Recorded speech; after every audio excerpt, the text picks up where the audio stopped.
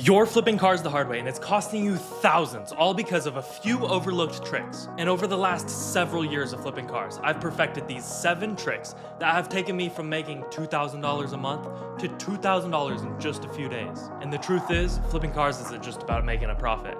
There's a lot more to it. Starting with trick 1. Most beginners spend days to find a car. Then they're stuck waiting days for a part to arrive. And finally, they get around to fixing it. But now they're stuck waiting for it to sell. By then, it's been weeks and they hardly made a profit. Think about it. If you make $2,000 a week, every day wasted on finding a deal, sitting around for a part to be delivered, or chilling until it sells is costing you $285. The days add up, and you're easily gonna miss out on a ton of profit. Let's say you waste a day searching for a car, another waiting on parts, and one for it to sell. This is being generous since most people take much longer, but you're gonna see this makes a huge difference. In just a month, you're going from $8,000 to $11,400. And over a year, you'll see those few wasted days, they're not just costing you $285, they're costing you over $40,000. I mean, think about how many useless manifestation courses you could buy with that. But how do you actually save those 3 days? There's many ways to save time, but using this 3-part system will literally change how you flip cars. Starting with the first part. Other flippers are always saying to start by fixing mechanical problems, then move on to all the cosmetics, detail it last, and then finally list it for sale. But they're all wrong. Instead, you're gonna wanna flip the process on its head. First, fix the visible cosmetic issues, then detail it. Now, instead of fixing the mechanical problems, just list it for sale. And then, when your listing is attracting buyers, that's when you go back and do the mechanical problems and anything you couldn't see in the pictures. If the car takes 3 days to sell and you're working on it while it's listed, you're practically erasing the days of waiting that most flippers are wasting. And if each day is worth $285, this simple shift is gonna save you $850 every flip. Plus, if buyers reach out early, just tell them you're busy and you'll meet them in a day or two. But you're really just fixing it before they see it. That's why mastering this first part, listing before you fix, is critical. By the way, my name's Lucky7 and fixing cars is all I do. I started flipping cars at 14, and after making many mistakes, some even costing $20,000, I decided I wanted to teach people what I learned along the way and how to avoid all the mess ups.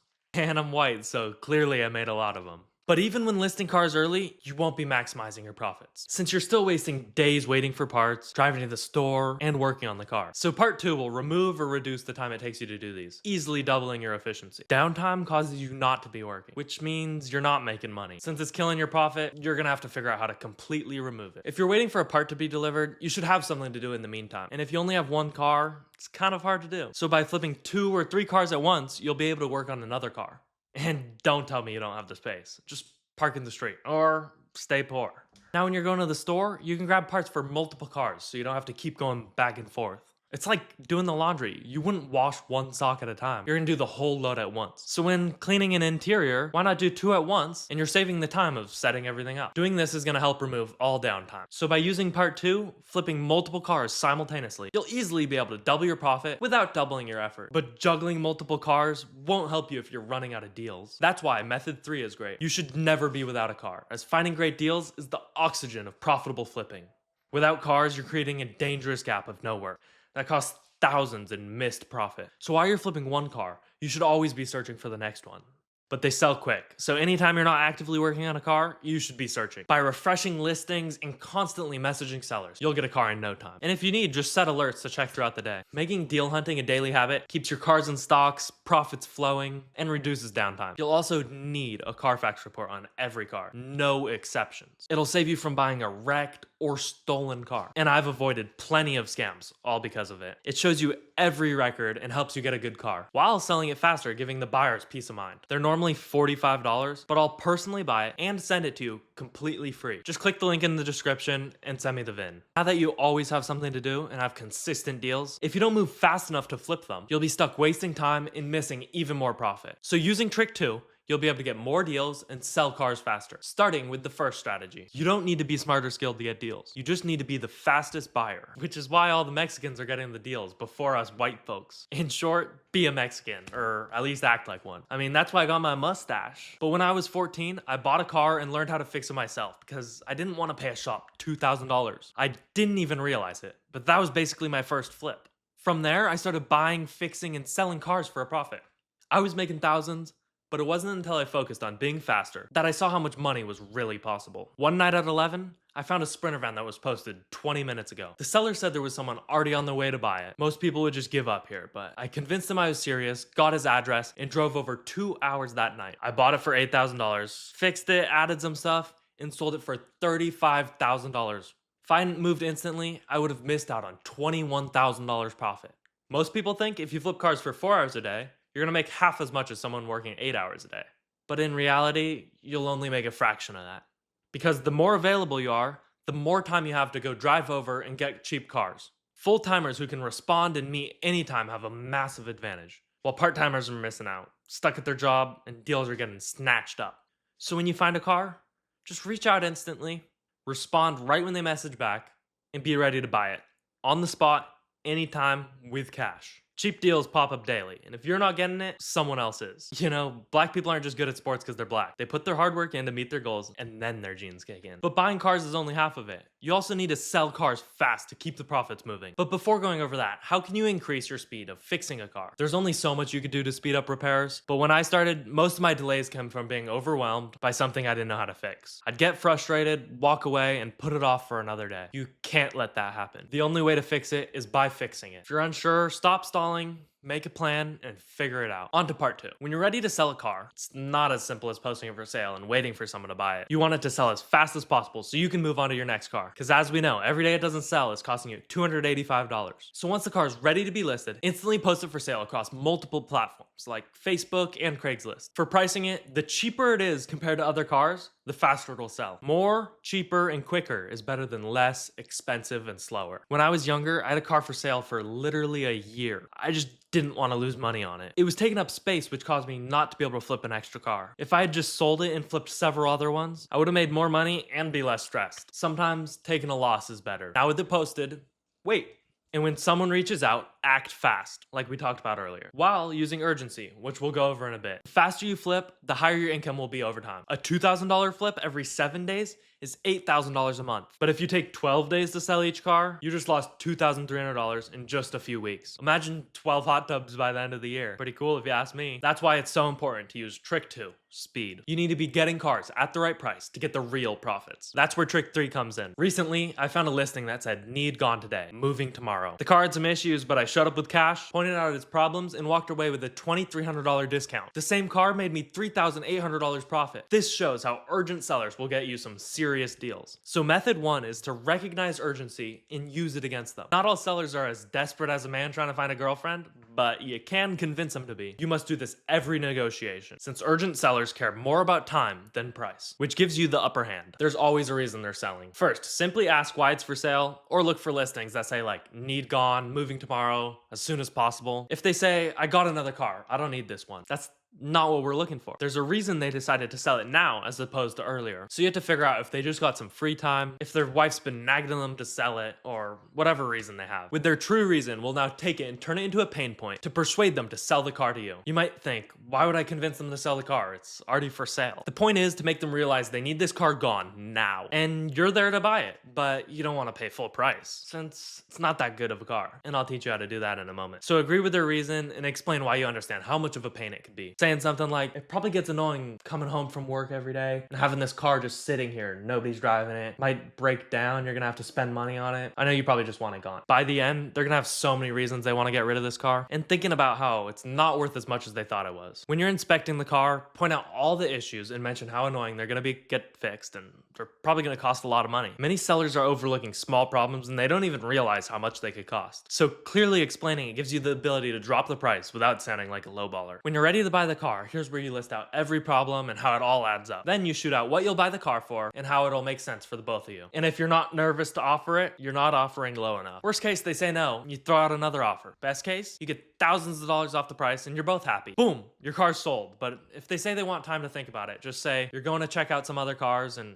if you buy one, you aren't going to be able to buy theirs. Now you're using trick 3 of buying the right cars at the right prices. But finding those cars consistently takes skill. That's what the 4th trick is all about. And it works perfectly with the first trick of increasing your speed from the first message to buying. Imagine someone was giving out $2,000 every day, but they announced it at a random time and they only let the first person to respond get it. Well, that's Facebook Marketplace. Deals pop up and disappear fast. Early on, I missed a ton of flips just because I wasn't checking enough. But once I turned deal hunting into a habit, it changed everything for me. By following the first part of this trick, you'll soon be doing the same. Some say habits form in 13 days, others say 60. But the point is, it takes time before something becomes subconscious or even enjoyable. Recently, I started swimming in the cold ocean in every day. At first, I hated it. For a full month, I forced myself to go without missing a day. After a while, I didn't even think about it. 6 months in, I realized I hadn't missed a day. It became part of who I was, a necessity. And now I enjoy it every time I go. I actually go on later after this. So the easiest way to look several times a day and turn it into a habit is just start. Each day, set reminders, every hour if you have to. I recommend looking at every single listing that gets posted. It really doesn't take that much time to see them all. You should be constantly refreshing, checking early mornings, lunchtime, late nights. This is the key since good deals can be gone within 30 minutes. The more you check, the more you find. It's that simple. Treat searching like brushing your teeth, a daily habit you don't even think about. It's ingrained in you. I'll be honest, I still forget to brush my teeth sometimes, but we're not talking about me. However, just checking often isn't enough. You need to find the ones that most people are missing. So using part 2 will solve that. Many people I've taught, like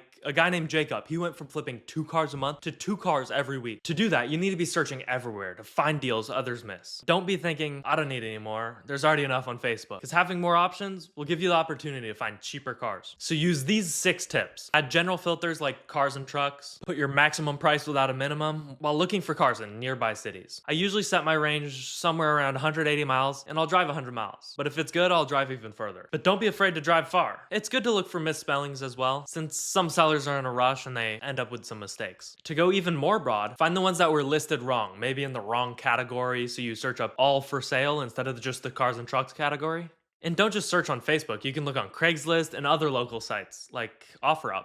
With this, you'll be seeing many more listings, giving you a better chance of finding the right car. That's the proper way of finding killer deals. But the next trick is going to increase the profit and amount of flips you could do without increasing your effort or spending more time. Let's talk about the 5th trick, because you need to know what cars to focus on. Some people specialize in luxury cars, others with engine problems, or even working on specific car models. So how do you decide what's the best to make the most money? Because after all, that's what we're after. When I started, I thought it was best to start with cars you can afford and then work your way up to more expensive cars with the more money you make. Because it seems like flipping higher end cars makes more money. And that's what you'll hear from a lot of others. But the reality is you're going to spend a lot more time and money on it while having fewer interested buyers, which causes you to wait weeks, if not months, for a car to sell. After a few months of flipping cars, I bought a car for $1,500 and had nothing major wrong with it, just a little bit of scratch paint and needed a detail. I ended up selling that car for $3,200 in one day. That taught me something huge. Cheap cars sell fast. You might be able to make a $5,000 profit, but you're risking $30,000 on a car. Or you could just make $2,000 on a $4,000 to $5,000 car. The difference is, on the first one, you're risking more money and it'll be for sale for much longer because most people simply just don't have the money to afford it. So focusing on cheaper cars with just cosmetic issues instead of major mechanical ones is safer and faster, which lets you reinvest cash more frequently and increase your total profit. For almost everyone, I recommend sticking with cars under $8,000. I've coached several people and talked to many, and that's where the most money is. But of course, if it's a great deal, you could spend more. Once you flip maybe 50 cars, you can see if there's a certain problem or type of car and see if niching down into that makes sense for you. Now, cheap cars sell fast, but how you actually sell them determines on how much money you actually make. So that's when you use trick 6, because picking the right car isn't enough. You now have to make it personal when you sell it. Starting with the first step. I used to list cars in gas stations or random parking lots. It was like I was a drug dealer. And when someone was interested, I'd just quickly say, yeah, I have it. I'd hardly respond. Buyers would constantly lowball me. One day I took pictures in a nice, quiet neighborhood, wrote the listing like it was my own kid for sale, and there we go. My phone blew up. Your listing should stand out from others, as it increases the perceived value of the car. And the background does matter, more than you would think. So take clean, well-lit pictures in front of a nice neighborhood. Now write the description, talking about how nice the car and how much they'll love it. And whatever you do, don't write oboe. Buyers trust personal sellers more than resellers, because they don't like the fact that you're making money off them. So the goal is to make it seem that way, without lying to them. They're gonna be more relaxed, ask fewer questions, and they're more likely to pay your price. Which brings us into step 2. A great listing alone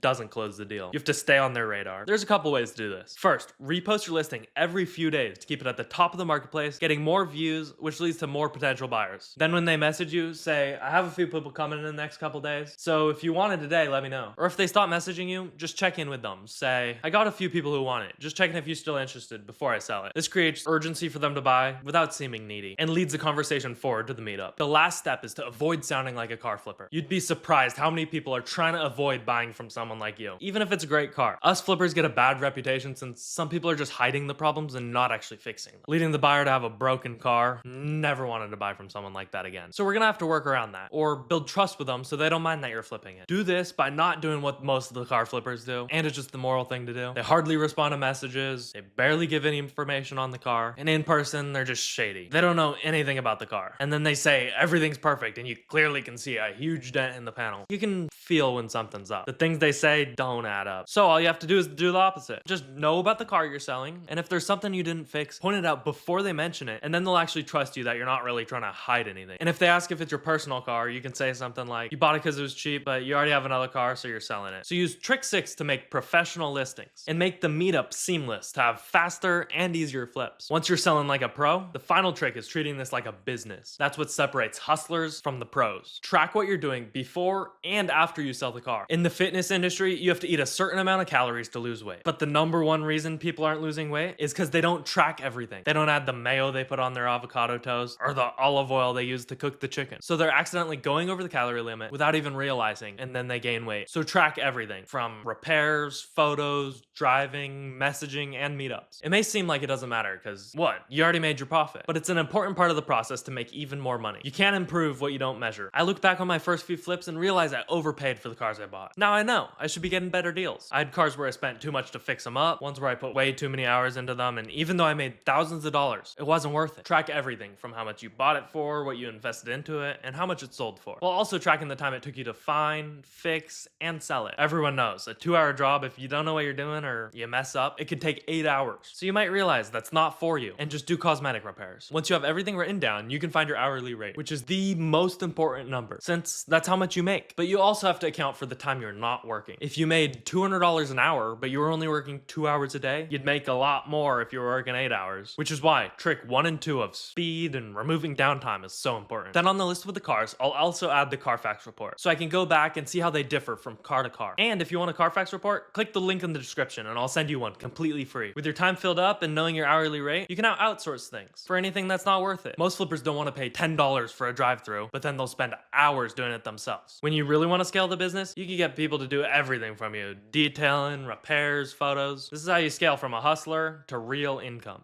But only outsource if you have other things to work on. Otherwise, you're just freeing up time to scroll on TikTok without a way to make the money back. So watch this video next to figure out how I made $2,500 profit using these 7 tricks. And as always, I'm wishing you a lucky day.